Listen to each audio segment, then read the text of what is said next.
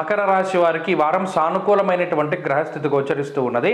గత వారంతో పోల్చుకుంటే శుక్రుడి యొక్క బలం ఈ రాశి వారికి ఈ వారం ఉన్నది. వ్యయ శుక్రుడల్లా జన్మ శుక్రుడిగా మారారు. అంటే ఖర్చులు తగ్గి ఆదాయం పెరుగుతుంది. శుక్రుడు లక్ష్మీ స్వరూపం కాబట్టి 12లో ఉన్నప్పుడు శుభమూలకంగా ధనాన్ని ఖర్చు పెట్టించారు. ఇప్పుడు ఆ ధనం ఖర్చు అంటే ఇప్పటివరకు వెళ్ళినటువంటి ధనం అంతా ఆగిపోయి అంటే ఆ ఖర్చు తగ్గి ఇప్పటి నుండి కూడా ఆదాయ మార్గాలు పెరుగుతూ ఉండడము, లేదా ఐశ్వర్య సంకేతమైనటువంటి విషయాలు అంటే సౌభాగ్యం కానీ, లేదా ఐశ్వర్యం కానీ, లేదా ఈ వంశ ఉన్నతి కానీ, సంతానోత్పత్తి కానీ, వీటికి సంబంధించినటువంటివన్నీ కూడా చాలా చక్కగా కనబడుతూ ఉన్నాయి.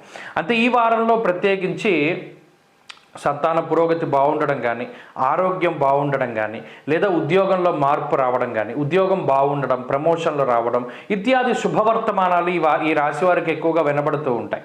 అంతేగాక ఈ రాశ్యాత్తు ప్రత్యేకించి లాభస్థానంలో ఉండేటువంటి రవి బుధులు, అలాగే ఈ వారంలో ఉండేటువంటి చంద్రబలం వల్ల కూడా 10 మందికి కూడా మీకు చాలా సహాయపడుతూ ఉంటారు.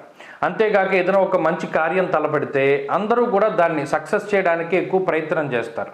అంతేకాకుండా ఏదైనా కష్టసాధ్యమైనటువంటి పనులున్నా ఇతరుల యొక్క సహాయ సహకారాలతో వాటిని పూర్తి చేయగలుగుతారు. ఉద్యోగ మార్పు, వేరే దేశం వెళ్ళాలి, అక్కడ చదువుకోవాలి, అక్కడ ఉద్యోగం చేయాలి అనేటువంటి దృక్పథం ఉన్న మకర రాశి వారికి ఇది మంచి సమయంగా చెప్పచ్చు. కాంపిటేటివ్ ఎగ్జామ్స్ రాసేటువంటి వాళ్ళు, లాంగ్ టర్మ్ కోచింగ్లు తీసుకుని పరీక్షలు రాసేటువంటి వారు, ఇటువంటి విద్యార్థులకి ఈ గ్రహస్థితి చాలా గొప్పగా కలిసి వస్తుంది.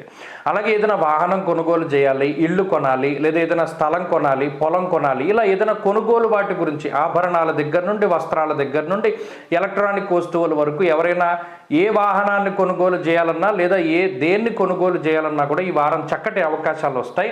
మీరు కోరుకున్నటువంటి ధరకి ఆ వస్తువు మీకు లభించడం, లేదా ఆ ప్రాపర్టీ మీకు లభించడం, లేదు వీటిని మనం అమ్మేద్దాం అనుకున్నప్పుడు వాటికి మంచి ధరలు రావడం, ఇలా అటు వ్యాపారస్తుల దగ్గర నుండి గృహస్థుల వరకు అందరికీ కూడా ఈ వారం గ్రహస్థితి చాలా అనుకూలంగా ఉన్నది. అయితే ప్రత్యేకించి సప్తమ కుజుడు కానీ, అలాగే ఏలినాటి శని దోషం కానీ, తృతీయ రాహు కానీ కొంత మానసికమైనటువంటి భయానికి కారకులు.